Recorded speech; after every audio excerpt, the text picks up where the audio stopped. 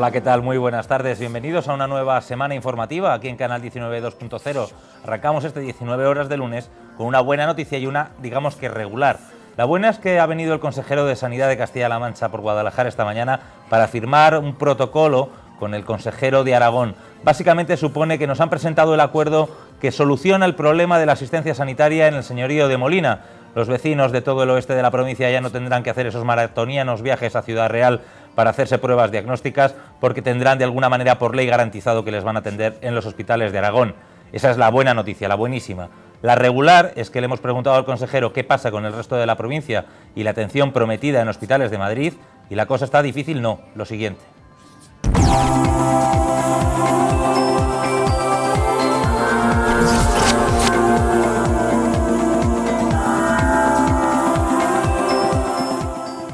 Lo dicho, que en este lunes 27 de mayo hemos amanecido en Guadalajara con la presentación de ese acuerdo, ese protocolo sanitario entre Castilla-La Mancha y Aragón, que va a beneficiar a unos 2.000 habitantes de 4 zonas de salud de la comarca del señorío de Molina. Los consejeros de Sanidad de Castilla-La Mancha y Aragón han presentado este lunes los términos del convenio bilateral que van a firmar ambas regiones para acabar con las derivaciones de pacientes del señorío de Molina a centros hospitalarios manchegos. Se trata de un acuerdo que garantiza la atención de los molineses en hospitales de referencia de Aragón, los de Teruel y Calatayud en primera instancia y 2 centros de Zaragoza, el Clínico y el Miguel Servet, si fuera necesario. Los ciudadanos de Castilla-La Mancha y de Aragón podrán de esta manera beneficiarse de la asistencia sanitaria de atención primaria y de atención especializada en aquel centro hospitalario más cercano y más accesible desde su municipio, desde su domicilio, con independencia de la comunidad a la que pertenezca. De esta manera, los ciudadanos castellano-manchegos de los municipios y entidades singulares de Alcoroches, de Alustante, de Motos, de Checa, de Chequilla, de Mejina, de Orea, de Traíd, de Adobes, de Campillo de Dueñas, de Hombrados, de Morenilla, del Pedregal, de Piqueras, del Pobo de Dueñas, de Setiles, de Tordellego, de Tordesilos y de la Yunta podrán ser atendidos en los dispositivos sanitarios de Teruel. Y los habitantes de Villel de Mesa, de Mochales, de Algar de Mesa, de Milmarcos, de Fuentelsaz, de Amayas, de Labros, de Hinojosa, de Concha y de Tartanedo podrán ser atendidos en los centros y dispositivos sanitarios de Calatayud. De esta forma, los pacientes se ahorrarán, como mínimo, una media de 100 kilómetros en sus desplazamientos. El consejero Echaniz ha dicho que este convenio da seguridad jurídica para esta atención a más de 2.000 vecinos de 4 zonas de salud de la provincia, por primera vez en la historia. Este acuerdo supone, por primera vez, y quiero resaltar esto, por primera vez en la historia de nuestra comunidad autónoma, por primera vez en la historia de Guadalajara, y gracias al empeño y a las gestiones realizadas por la Junta de Comunidades Autónomas y por el Gobierno de Aragón, que los ciudadanos de las zonas fronterizas de ambas regiones cuenten con la seguridad jurídica de poder ser atendidos en un centro que no pertenece a su comunidad y que, por lo tanto, en virtud de la legislación española, no tendrían derecho si no fuese por la cobertura jurídica de este convenio. El convenio a firmar tendrá una vigencia de 5 años, aunque se prorrogará tácitamente si ninguna comunidad dice lo contrario. Además, incluye un protocolo para la coordinación de la atención de emergencias sanitarias a ambos lados de la frontera autonómica. Para ello, hemos mejorado también la comunicación, que va a ser muy fluida, entre el 061, el Servicio de Urgencias de Aragón, y el 112 de Castilla-La Mancha. No se puede poner puertas al campo. De hecho, lo que hacemos hoy con este acuerdo es quitar las puertas al campo. El campo no tiene que tener puertas, la sanidad no tiene que tener puertas ni fronteras, porque de eso no entienden los ciudadanos. El convenio se firmará una vez sea ratificado por las Cortes Regionales y el Gobierno aragonés, pero el acuerdo tácito ya ha entrado en vigor. Además, se va a crear una comisión paritaria de ambos gobiernos que velará por su funcionamiento. Más complicado se ve desde la Administración regional la firma de un convenio similar con la Comunidad de Madrid. Un acuerdo que la presidenta Cospedal prometió en campaña electoral, pero que presenta muchas dificultades económicas, según ha dicho Echaniz. Pues ya ven el lado positivo de la noticia, una noticia muy esperada en el señorío de Molina. Decía el consejero de Aragón que no se pueden poner puertas al campo, que no se pueden poner puertas a la sanidad. Sin embargo, el problema que tenemos con los hospitales de Madrid sigue con la puerta bien cerrada. Nos quedaría únicamente el ámbito de Madrid, donde es evidente que tanto en el corredor de Henares como en la zona de la Sagra toledana pues hay una relación fluida también de pacientes que tienen hospitales madrileños más cercanos, y esto es un ámbito sin duda de relación mucho más complicado, ¿no? Porque esto compromete recursos económicos importantísimos.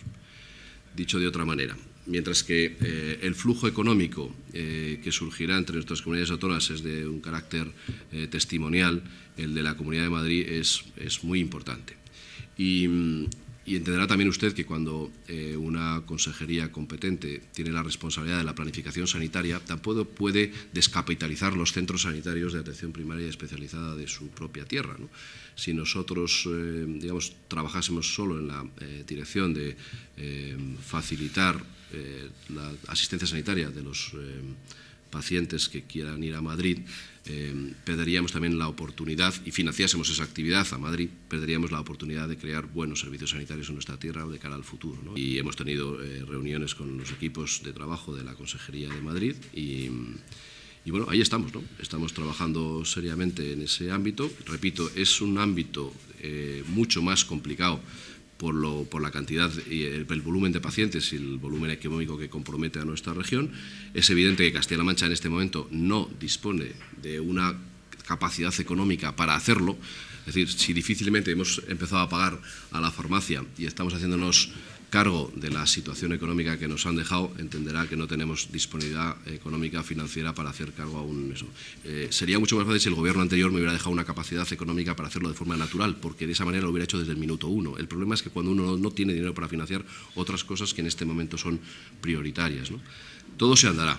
Es decir, igual que hemos acabado felizmente esta relación con el Gobierno de Aragón, como lo hemos hecho con el Gobierno de Valencia, como lo hemos hecho en otros muchos ámbitos, el de pago de la farmacia, como estamos haciendo con la lista de espera y con tantas otras cosas que encontramos en una situación catastrófica hace escasamente 2 años, yo espero que antes de que termine la legislatura tengamos buenas noticias en todos estos ámbitos. Pues como todos los lunes, comenzamos la semana con la compañía de Borja Torre, que viene en representación del diario digital La Comunidad y que viene a hacer de analista invitado en esta mesa de 19 horas. Muy buenas tardes, Borja, bienvenido una semana más. Muy buenas tardes y muchas gracias. Un placer, ya sabéis, todas las semanas estar aquí. Hemos estado juntos en la rueda de prensa de esta mañana del consejero Echaniz, allí en la sede de Bienestar Social, una sede fantástica, por cierto. Y bueno, no sé si qué conclusiones has sacado de lo que se ha dicho en esa rueda de prensa. Yo creo que la conclusión principal es que se pone fin a la parte más compleja y más complicada de un problema. Lógicamente, los que más sufrían el hecho de tener que desplazarse hasta Ciudad Real para realizar ciertas pruebas eran los vecinos de la comarca molinesa, porque eran los que más lejos estaban. Sin embargo, la gente, los que vivimos más cerca de la capital, más en la campiña o en la Alcarria, a Teruel no nos vamos a ir porque nos pilla muy lejos. A Ciudad Real nos pilla muy lejos también. La solución sería Madrid, pero esa solución parece que está muy lejos, o si no casi imposible. En Molina ya han dicho que están muy contentos. Ha habido un comunicado de la otra Guadalajara a las pocas horas de la... Bueno, no iba a decir de la firma, no, realmente no se ha firmado. Como se explicaba, se va a firmar dentro de unos días cuando lo ratifiquen los dos gobiernos en sus parlamentos autonómicos.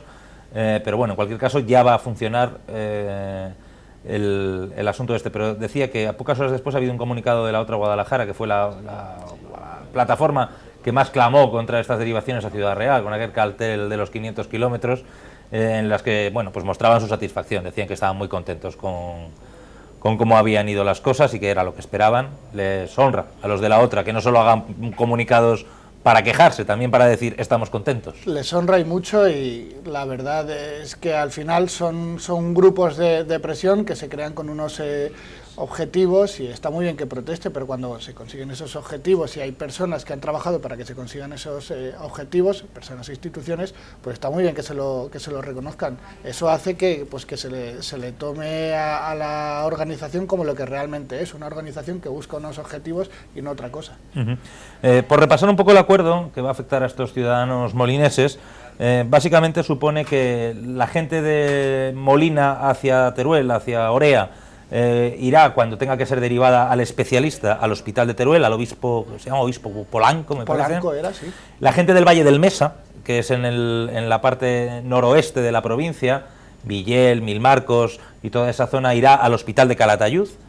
Y si ni en Teruel ni en Calatayud hay especialista para lo que tienen que ver y hay que ir a un hospital mayor, a un centro de referencia mayor, no tendrán que ir a Madrid, no tendrán que ir a Ciudad Real, no tendrán que ir a Guadalajara, sino a Zaragoza, que es básicamente lo que querían. Y también, como hemos comentado antes, Borja, lo que venía ocurriendo hasta hace poco. Sí, es algo es una situación que se ha repetido durante varios años atrás. Realmente es solo hace unos meses cuando se dejó de prestar este servicio desde Aragón. Como la culpa de la mayoría de los males que hay últimamente, la culpa la tenía la crisis.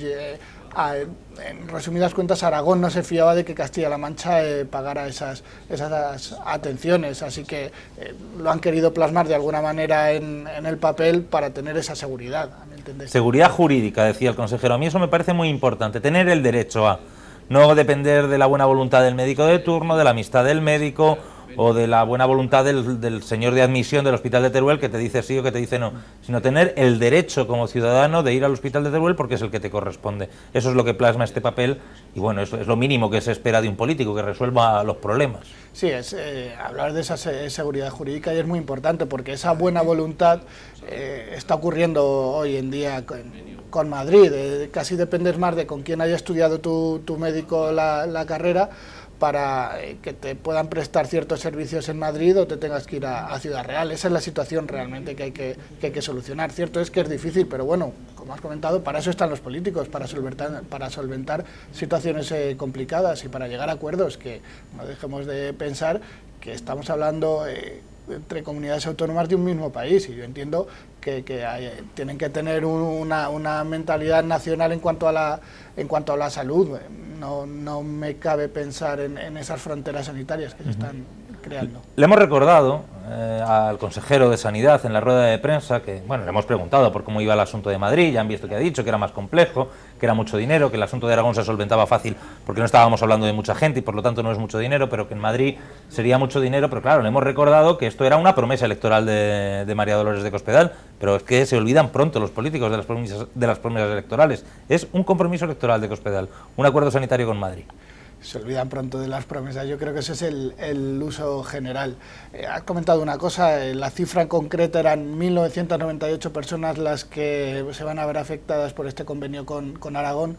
Un convenio similar con Madrid serían cientos de miles, porque sería todo Guadalajara, todo Azuqueca, y con eso casi completamos la mitad de la provincia de Irún. Y todo Illescas todo el corredor, los dos corredores, las dos zonas que han tenido mayor crecimiento demográfico de España en los últimos 10 años, el corredor del Henares y el corredor de la Sagra. Estamos hablando de un asunto de enjundia, pero claro, como decíamos antes, los políticos están para resolver problemas y para acabar con que la gente de Guadalajara capital o de Brihuega o de Yebra, que es de donde eres tú, tenga que ir a Ciudad Real a hacerse cualquier prueba diagnóstica, que es verdaderamente vergonzoso. Sí, además el consejero ha dejado caer, si no lo ha dicho claramente, que el problema está en que la sanidad de Madrid no está como para estar aguantando muchas más pacientes. Pero, que no prestan, vamos. Exactamente, pero la pregunta que todos nos hemos hecho, todos los que hemos analizado este tema, es que si una prueba no vale lo mismo en Ciudad Real que en Madrid, si la Junta de Comunidad de Castilla-La Mancha va a tener que invertir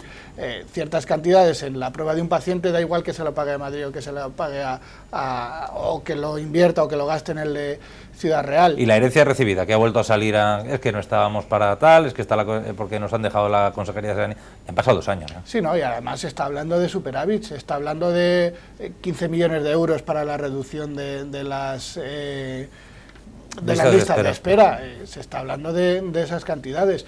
Pero si ya no es cuestión de que tengas más o de que tengas menos, es que es un dinero que te vas a tener que gastar igualmente, igual que el término que ha utilizado de descapitalizar los hospitales. Pero es que por ahí deben ir los tiros. Dice, si hemos puesto una unidad de referencia asistencial en Ciudad Real para tratar tal prueba diagnóstica, y ahora a todo lo que es el corredor del Henares y toda la Sagra no los llevamos a esa unidad, sino que los llevamos a Madrid, ¿para qué hemos montado esta unidad? Eso pues, a mí me da exactamente igual, soluciónelo usted. Lo importante aquí es la asistencia a los pacientes, pues esa unidad la ha montado pues para los pacientes que estén cerca de esa unidad. Al final hay que pensar con lógica y los políticos son los primeros que tienen que pensar con lógica. Y la lógica es que la gente de Guadalajara y alrededores, Guadalajara capital y alrededores, que tengan que hacerse una prueba y no lo puedan hacer en el hospital de Guadalajara, vayan a cualquiera de los hospitales de Madrid. Y no hay más. Por cierto, que antes de este acuerdo, de presentarnos este acuerdo con el consejero aragonés, Echaniz se pasaba por una farmacia de la capital, en concreto la de la licenciada Olga Domínguez, para presentarnos la llegada de la receta electrónica a la ciudad de Guadalajara y al corredor del Henares. Somos los últimos de Castilla-La Mancha en poner en marcha este sistema de receta electrónica, que el 5 de junio ya estará funcionando al 100% en la comunidad autónoma. Dice Echaniz que se ha implantado en un tiempo récord, en apenas 5 meses, en toda la región. Las farmacias de Guadalajara capital y el corredor del Henares han comenzado esta semana a poner en marcha el nuevo sistema de dispensación de medicamentos mediante la receta electrónica. El mecanismo está culminando en estos días su implantación en la región, según ha señalado el consejero de Sanidad.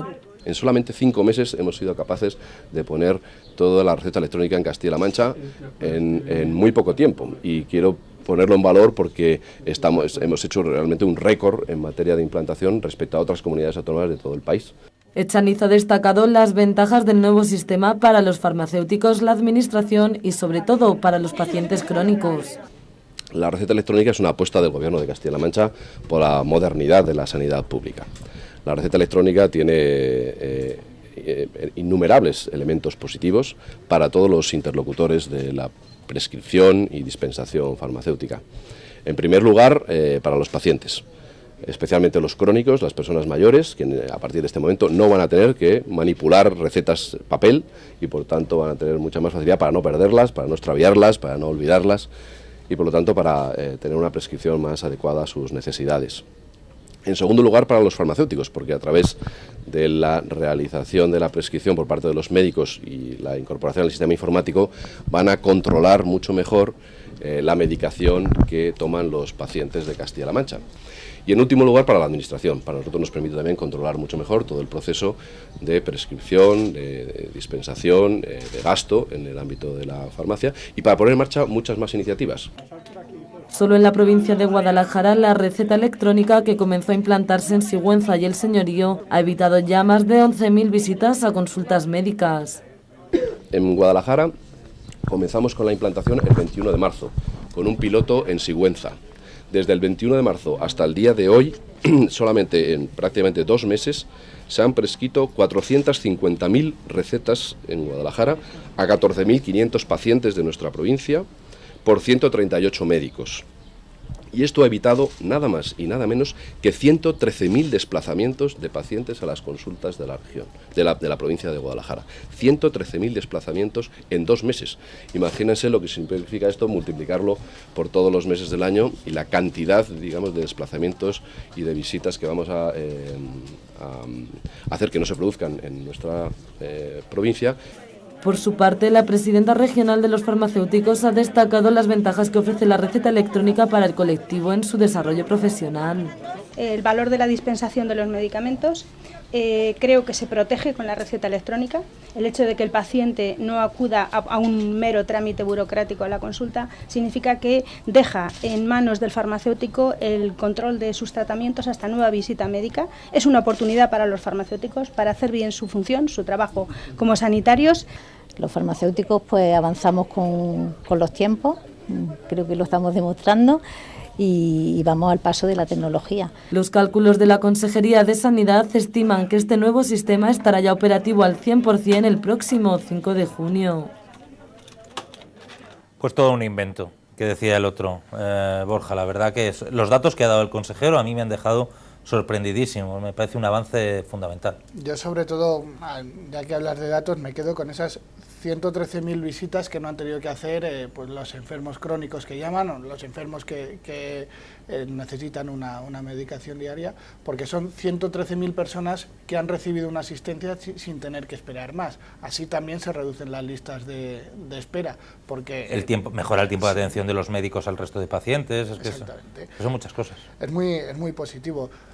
Lo que ya no me sorprende es que, es lo que has dicho, que en Guadalajara hemos sido los últimos en implantar la receta electrónica. Es algo ya una costumbre, ¿no? Sí, pero no debe tener tampoco demasiada importancia en la medida en que lo han hecho en 4 o 5 meses en toda la comunidad autónoma. Da un poco igual, ¿no? 4 meses antes que 4 meses después. Lo que sí es cierto es que en Guadalajara provincia empezaron en marzo por Molina y por Sigüenza, por las zonas más despobladas, porque debía ser más fácil empezar el funcionamiento en los pueblos pequeños para llegar ahora al final con la prueba, con las cosas más testadas, a los núcleos de población más grandes. El caso es que ya ha llegado, nos lo han puesto ahí en práctica en esta farmacia que está en la calle General Medrano de Miguel, una farmacia, por cierto, modernísima. Ahí ven ese tobogán porque tiene la rebotica, la farmacia, creo que es la única de Guadalajara que lo tiene. Sí, lo ha dicho. En lugar de tener una mancebía, un mancebo que va a recoger el medicamento a la estantería, tiene todo el almacén robotizado, de tal manera que le meten en el ordenador el medicamento que quieren y un robot lo coge y lo saca directamente al mostrador. Me parece una cosa fuera de serie. Sí, al final la tecnología no solo está para inventar chismes que nos dejen a todos con la boca abierta, sino que también tiene sus utilidades, desde ese robot pues hasta la propia receta electrónica. Desde luego la licenciada, la propietaria de la farmacia, Olga Domínguez, que era la que decía que estamos al día, tenía más razón que ninguno para decirlo. Exactamente. Menudo avance tecnológico. Y ha habido un apunte que ha dicho la presidenta del Consejo de los Colegios de Farmacéuticos, y es que el farmacéutico toma un nuevo protagonismo a la hora de medicar a un paciente, porque realmente es quien le va a controlar ahora esa medicación. Claro, el crónico ya no va a ver tanto al médico, el crónico sencillamente tendrá un control farmacéutico, que es que además no hay que olvidar que a veces se olvida que el farmacéutico es un sanitario con una carrera universitaria muy complicada. Muy complicada, una pieza clave de la cadena sanitaria, y no es un mero dispensador de medicamentos, no es un señor que te despacha lo que le pides. Además ha dicho algo así como: ahora tenemos que demostrar nosotros que estamos a la altura. Es una forma de demostrar nuestra profesionalidad. Supongo que es un reto para los farmacéuticos hoy en día. Bueno, pues un avance sin duda ninguna, esto de la receta electrónica. El 5 de junio ya estará en todas partes al 100%, y bueno, ya prácticamente terminando. Por cierto, aprovechando que teníamos ahí juntitos a la presidenta del Colegio de Farmacéuticos de Castilla-La Mancha y al consejero de Sanidad, hemos querido preguntar por sus relaciones como presidentes o como representantes de dos entidades de tanta importancia. Lo decíamos porque a principios de esta legislatura, si se topó con un problema Echaniz, fue precisamente con los farmacéuticos, que hasta le hicieron una huelga porque la consejería no tenía dinero para pagar los medicamentos. Parece que las cosas ya van como la seda. Me va a permitir que desde el Consejo de Farmacéuticos y desde los colegios de farmacéuticos, creo que desde el primer momento hubo, lógicamente, un gran susto, porque eso no lo puede evitar nadie, pero hubo la más firme propuesta de buscar soluciones. Somos casi 3.000 colegiados, 1.243 farmacias, oficinas de farmacia. Los titulares, esos 1.243, como usted comprenderá, no todos se iban a comportar de la misma manera, ni iban a tener, digamos, el mismo talante ante una situación tan sumamente difícil. Entonces creo que tanto por parte de ellos como por parte de los responsables colegiales tendríamos que entender algunas reacciones de los compañeros, pero tenga por seguro que desde el primer momento, en mi caso, que soy quien represento al Consejo, nos pusimos de la mano de la Administración a buscar soluciones. Y esto vamos avanzando poco a poco y vamos buscando puntos de colaboración que siempre al final van en beneficio de los propios pacientes. Esta Administración llegó a su responsabilidad de gobierno a mediados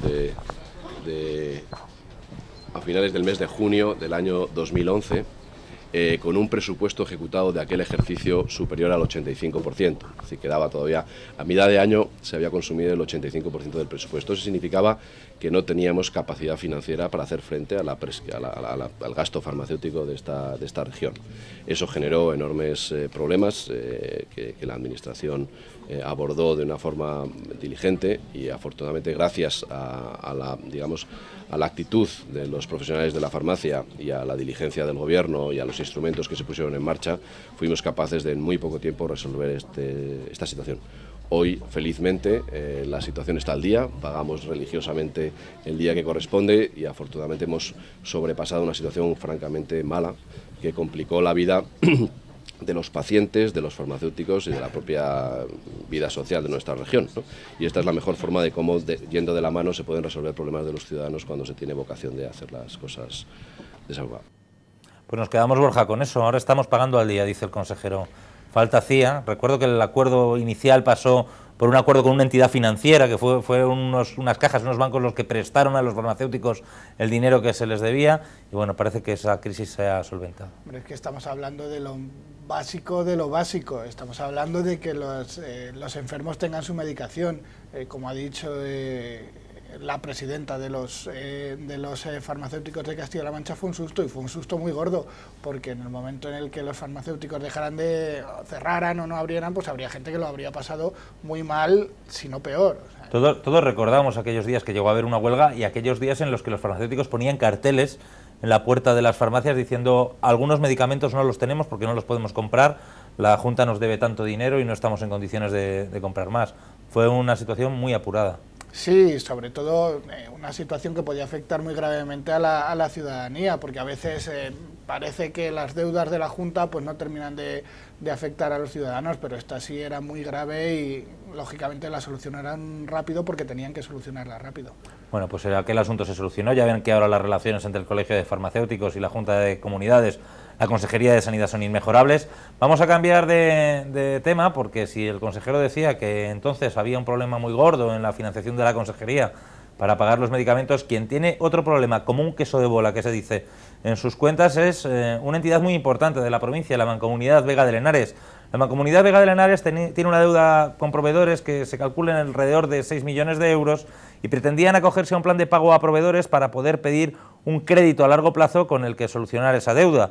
El caso es que para poder pedir ese crédito a largo plazo tenían que recibir el visto bueno del Ministerio de Economía, de la Secretaría de Administraciones Públicas. Y la Secretaría de Administraciones Públicas les ha dicho que no. La Secretaría de Estado de Administraciones Públicas ha valorado de modo desfavorable el plan de ajuste que remitió la Mancomunidad Vega de Lenares, la entidad que gestiona la recogida de basuras en los municipios más importantes del corredor de Lenares, a excepción de la capital. Este plan de ajuste es preceptivo para que las entidades locales puedan financiar sus obligaciones de pago a través de un endeudamiento a largo plazo. La Secretaría de Estado rechaza el plan presentado por la MVH en virtud de su elevado nivel de deuda y porque dice que no recoge ingresos corrientes suficientes para asumir el gasto ordinario y las amortizaciones. El citado plan había sido aprobado por la Asamblea de la Mancomunidad el pasado abril. La denegación del plan impide a la MVH recibir ahora un crédito a 10 años. Desde el Partido Socialista, partido que tiene el control de la Mancomunidad, se han mostrado ya muy contrariados con esta decisión del Gobierno central. Su presidente, el concejal azudense Julio García, recordaba que el plan de ajuste reconocía una deuda de 5,3 millones de euros a finales de 2011, de los que 4,6 corresponden a la contrata de la basura y el resto, unos 650.000 euros, es la cantidad que adeuda el Gobierno regional a la propia Mancomunidad. De haber recibido el visto bueno del Gobierno central, los ayuntamientos hubieran recibido un crédito para hacer frente a esas cantidades en un plazo de 10 años. Sin embargo, ahora verán reducidas entre un 25 y un 50% las aportaciones del Estado. Julio García lamenta que esta fórmula será mucho más gravosa para los consistorios, que se van a ver privados de unos ingresos que les son necesarios. Desde el Partido Popular, el senador Juan Antonio de las Heras ha mostrado su satisfacción con la decisión del Gobierno y ha culpado a los regidores socialistas de la MVH de la situación financiera en la que han dejado a la entidad. Los socialistas, por su parte, señalan que la deuda de los ayuntamientos con la Mancomunidad es la que ha causado esta situación y dicen que son Cabanillas y Villanueva de la Torre, dos municipios del PP, los que tienen la mayor deuda por habitante de todos los que componen la Mancomunidad Vega de Lenares. La cadena de pagos, que se dice, los municipios que no pagan la recogida de basuras a la Mancomunidad que no paga a CESPA, que es la empresa que les sirve, la deuda que se acumula y el Estado, el Gobierno central, que no les permite acogerse al plan de pago a proveedores. A ver qué pasa con la MVH, pero huele a disolución de esa Mancomunidad.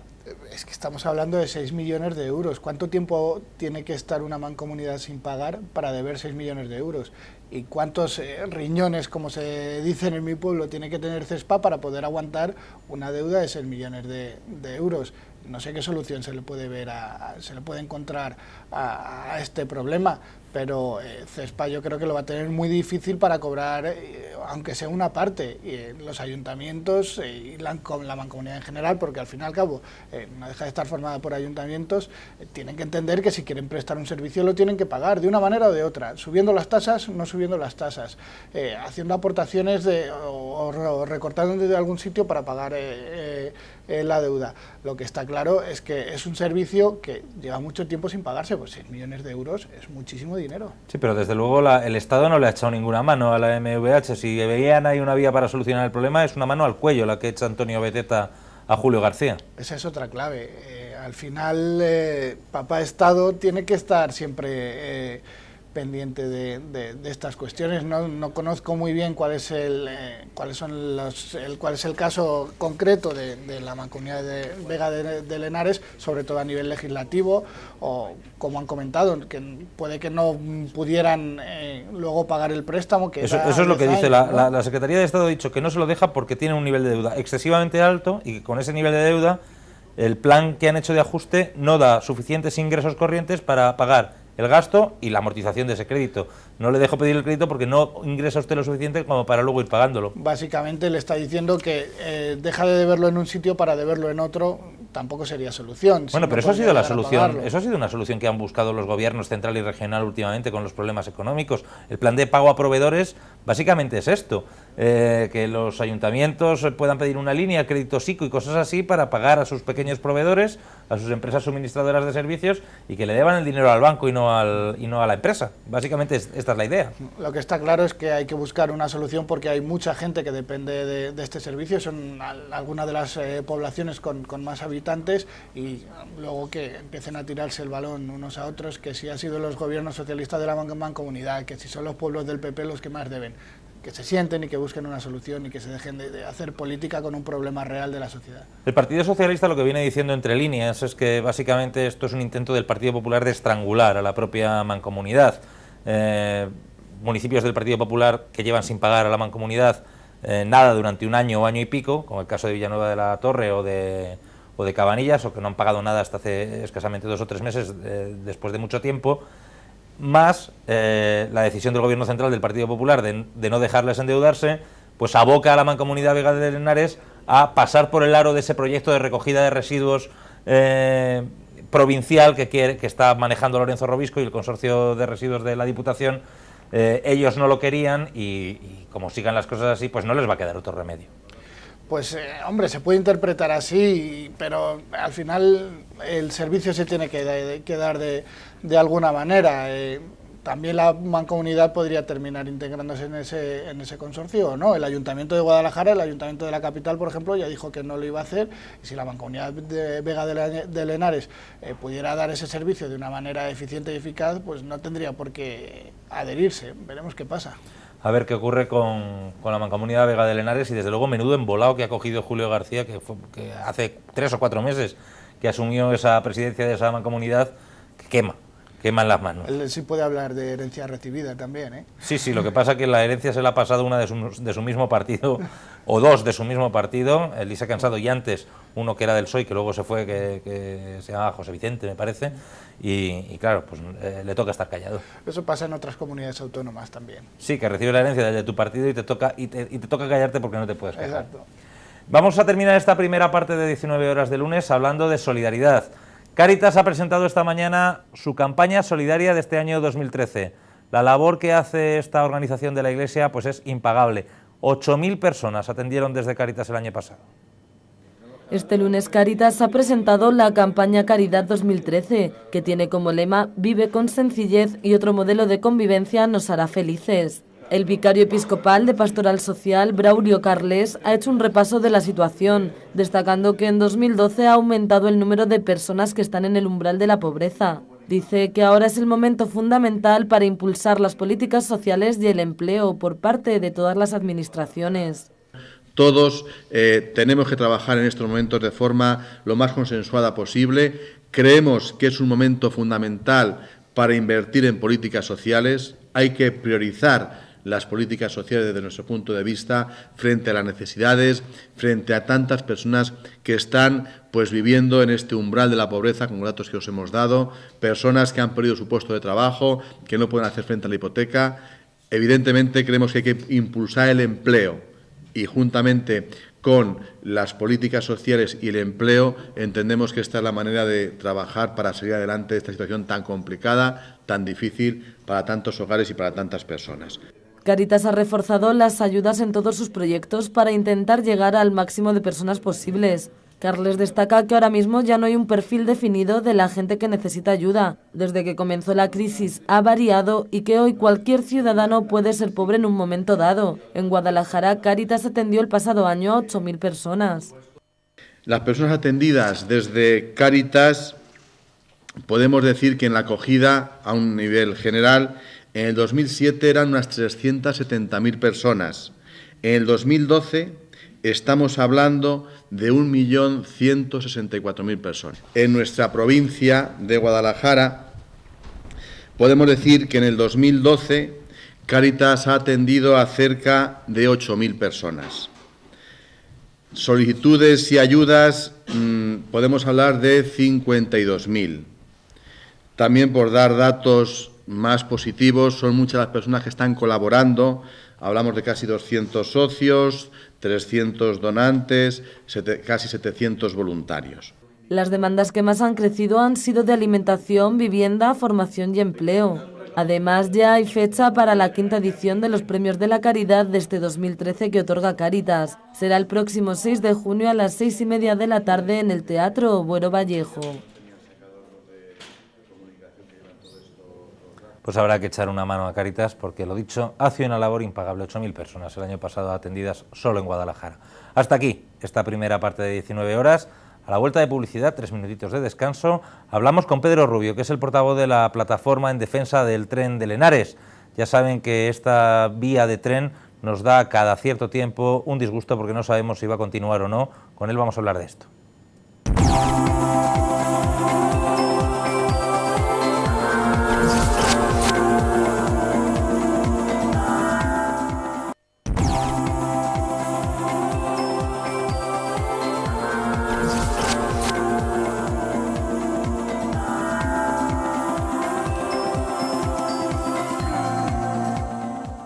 Pues lo dicho, de unos días a esta parte andamos con el corazón en un puño, no sabemos qué va a ser de la vía del tren de Lenares, el tren tradicional Madrid-Guadalajara, Sigüenza, Arcos de Jalón. Una información que publicaba el diario El País hace unos días hablaba de que la línea iba a sufrir un recorte en sus servicios de alrededor del 40%. El caso es que la pasada semana comparecía la consejera de Fomento en las Cortes Regionales y decía que la viabilidad de la línea estaba garantizada. La consejera de Fomento de Castilla-La Mancha ha asegurado en las Cortes Regionales que la reordenación que se planea en los servicios ferroviarios de media distancia en toda España no afectará a los trenes de nuestra comunidad autónoma. La intervención de Marta García se produce tras la publicación hace unos días en el diario El País de los planes del Gobierno sobre la reestructuración de la red ferroviaria y que apuntaba a la posibilidad de suprimir o eliminar el tren de Lenares. Marta García explicó que tras el acuerdo del Consejo de Ministros a finales de diciembre se establecieron varios servicios ferroviarios como obligación de servicio público en Castilla-La Mancha y entre ellas está la línea Madrid-Sigüenza. Son servicios que tienen un aprovechamiento superior al 15%, según expuso la consejera, que suponen que el tren en la mayoría de los casos va muy vacío. Marta García admitió que algunas rutas ferroviarias que pasan por Castilla-La Mancha se van a reducir de manera selectiva, eliminando paradas que no tienen ningún viajero al día. Pues en este lenguaje de los políticos, la cosa nos ha dejado más preocupados esta mañana porque ha llegado un comunicado del Comité de Trabajadores de Renfe y Adif en Guadalajara, ya con números concretos. Hablan de la supresión de 56 trenes semanales de los que paran en Guadalajara y en Sigüenza.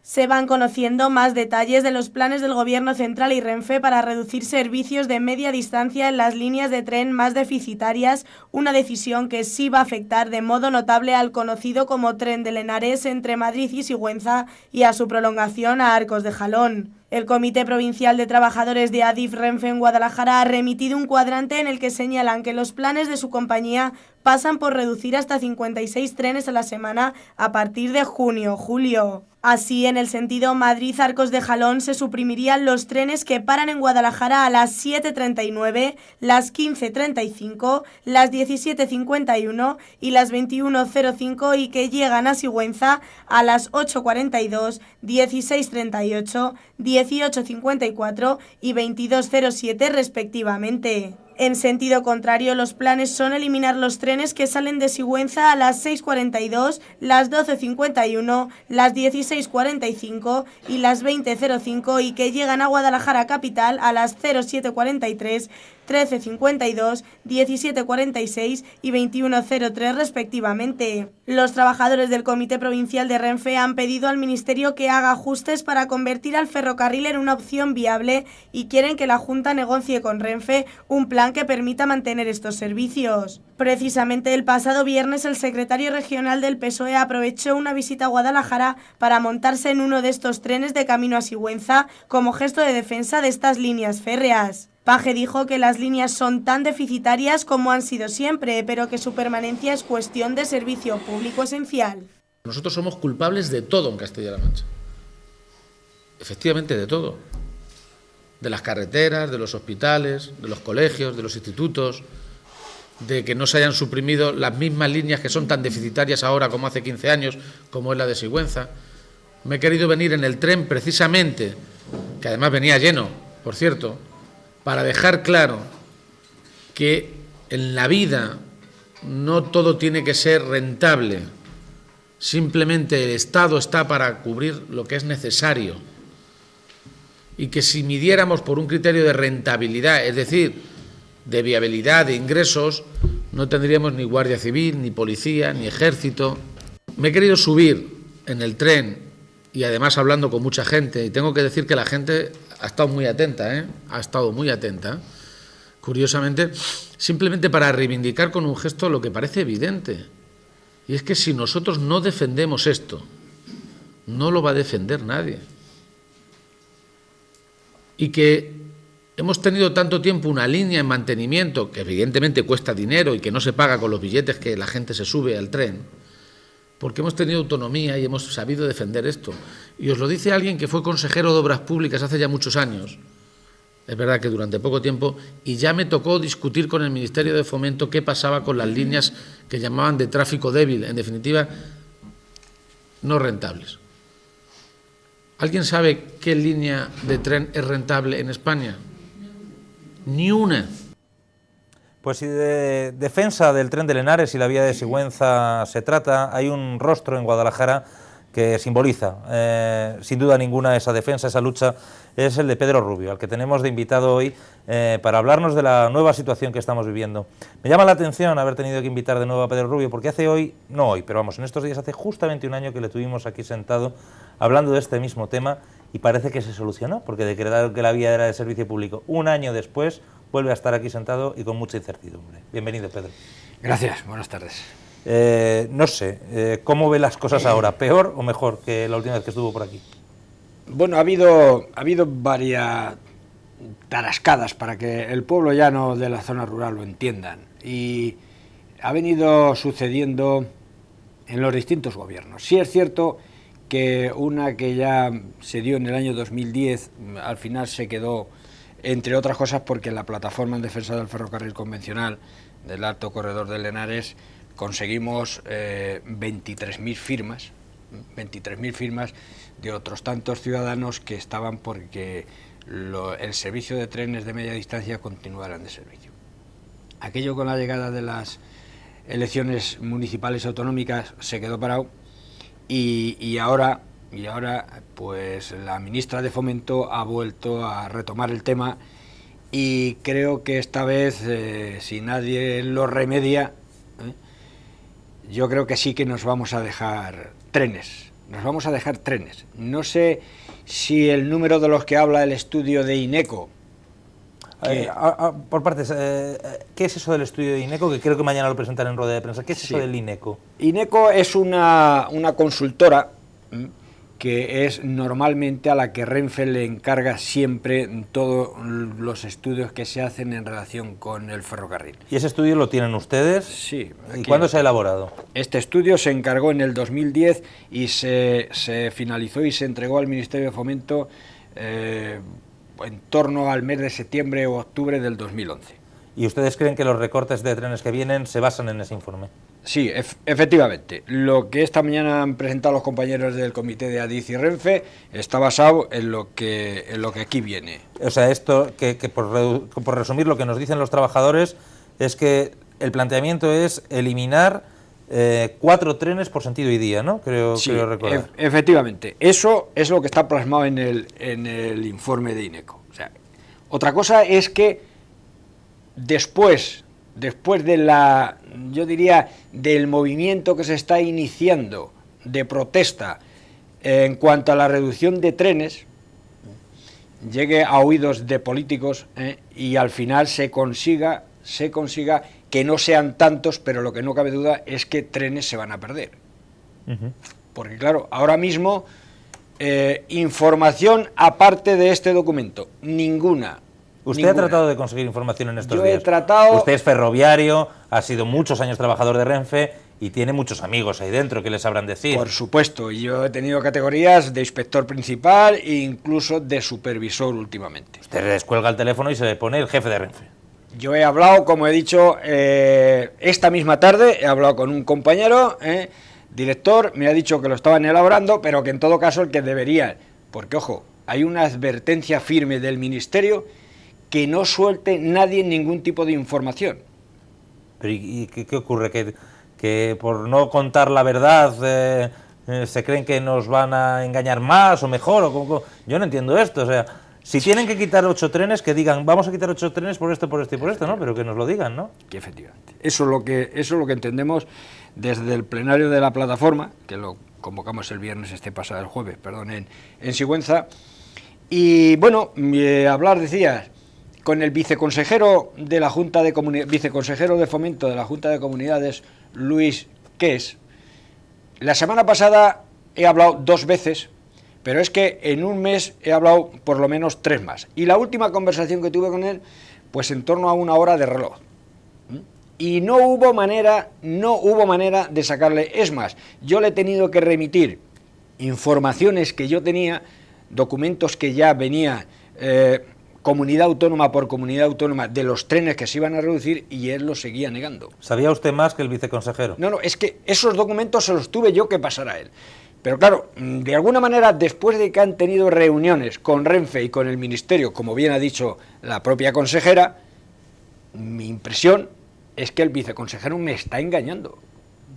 Borja. Ha hablado de ese plenario de la plataforma. No sé si llegaron a algún tipo de acuerdos o pensaron en algún tipo de actuaciones que puedan realizar otra vez para luchar por esa línea de tren.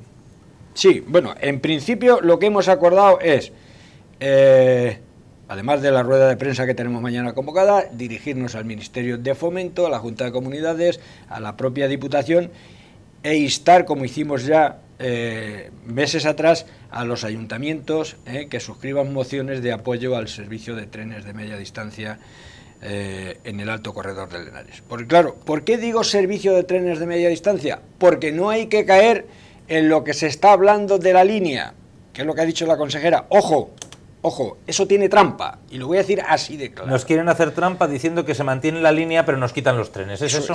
Es que cuando se habla del servicio de trenes de media distancia, no estamos hablando de que la línea peligre, no, en absoluto.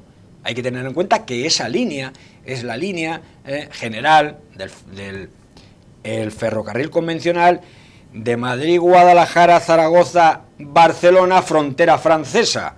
Es decir, por orden de jerarquía, antes de que empezara a construirse el AVE, esta línea, después de la de Irún, Francia, era la segunda. Es decir, que no nos engañen cuando dicen, no, es que la línea no peligra, no. Entre otras cosas porque es fundamental para la mercancía, efectivamente, ¿no? Porque entre otras cosas se ha declarado por parte de la Unión Europea el corredor central de mercancías. Esta línea es el corredor central de mercancías, con lo cual va a comunicar las mercancías de Europa a España, Portugal y después a través de Algeciras al Magreb. Vale, decir, pues la línea no peligra. en absoluto. No van a quitar los raíles, ni las traviesas, ni las catenarias. Que nadie salga diciendo, no se preocupen ustedes que la línea... No, mire usted, no me hable usted de la línea que ya sabemos que no peligra. Hábleme usted de los trenes, el servicio de trenes de media distancia, que son los trenes que prestan el servicio a los ciudadanos del Alto Corredor del Henares, Soria, Arcos de Jalón y más allá. ¿Cuántos tenemos ahora diarios? Que no me lo sé de memoria. ¿Cuántos trenes van a diario? Bueno, tenemos diarios 10, 5 en un sentido y 5 de vuelta. Y luego, los viernes aumentan 2 más durante la época lectiva, 2 que van a recoger los niños del colegio y 2 más que aumentan, uno, que aumenta de Madrid a Soria. Pues si tenemos 5 al día y quitan 4, vamos dados.